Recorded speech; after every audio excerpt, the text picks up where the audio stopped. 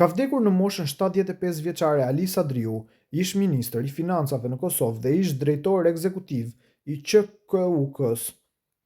Lajmin për vdekjen e tij e ka konfirmuar familja e tij e ngushtë. Të nderuar miq dhe familjar, me pikëllim të thellë ju njoftojmë se sot ndoroi jetë babai ynë i dashur, Ali Shaban Sadriu. Për detajet e varrimit do t'ju njoftoj me kohën, ka shkruar në Facebook i biri i tij Flamur Sadriu.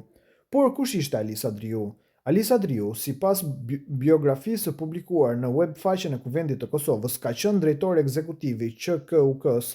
deputet i LDK-s në vitet 1992, 98, 98, 2002 dhe 2002-2004, 2004-2008 dhe 2011-2014, ministër për ekonominë dhe financat në vitin 2002-2004, bashkë drejtues i Autoritetit Qendror Fiskal, viti 2000-2002, drejtor financiar në Fakultetin e Mjekësisë 77-80, drejtor financiar në Bankos 80-90, drejtor financiar Fabrika e Veglave dhe Ujitjeve Elektrike 75-77. Publicisti Ded Preshi ka reaguar për Bota Sot lidhur me gjendjen aktuale në lidhjen demokratike të Kosovës pas humbjes në zgjedhjet parlamentare të 28 dhjetorit 2025, duke cilësuar këtë situatë si vazhdimsi të një rënje të gjatë politike që nisi pas ndarjes nga jeta të presidentit historik Ibrahim Rugova. Sipas Preshit, LDK-ja ishte një projekt historik dhe politik unik, i ndërtuar mbi vizionin e Rugovës, i cili përfaqësonte një mundësi të rrallë historike si një shkëndije pare pluralizmit politik duke u prirë të gjithë partive të tjera në Kosovë. Ai shton,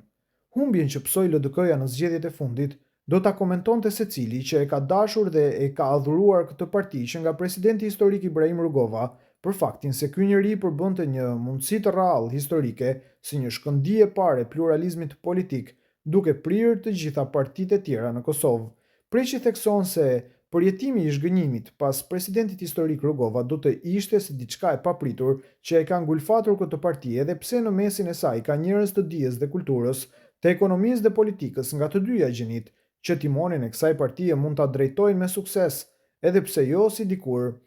por për së afërmi ashtu sikur do ta meritonte ky subjekt politik.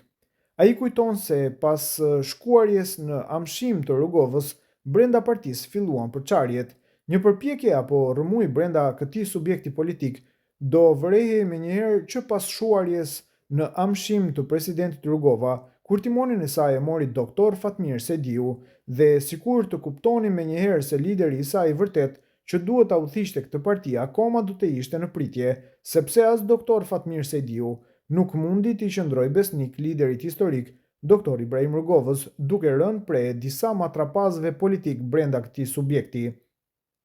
Duke folur për periudhën e udhëheqjes së Isa Mustafës, Preshi thekson, lakurishësia për të cilën flitet tani do fillonte mbas udhëheqjes së Isa Mustafës, kur kjo parti i përmbysi të gjitha rregullat e liderit historik Ibrahim Rugova,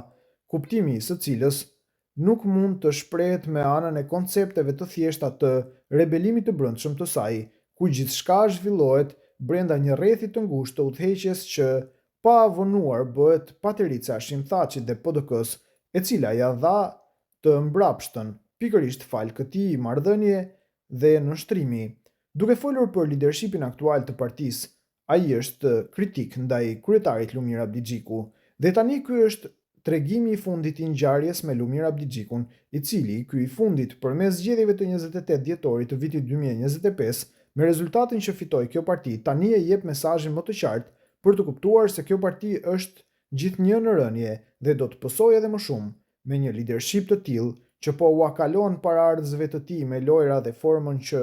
funksionon me këtë subjekt politik. Preshi thekson se gjendja brenda partisë është alarmante.